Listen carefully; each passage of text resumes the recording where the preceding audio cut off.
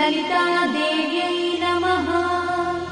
श्रीललितासहस्रनामस्तोत्रम् ध्यानम्।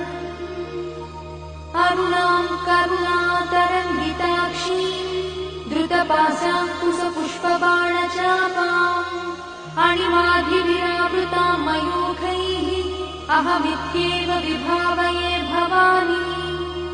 ध्यायेत् पद्मासनस्थां विकसितवदनां पद्मपत्रायताक्षीं हेमाभां पीतवस्त्रां करकलितलसद्देव पद्माम्बराङ्गीं सर्वालङ्कारयुक्तां सततमभयदां भक्तनम्रां भवानी।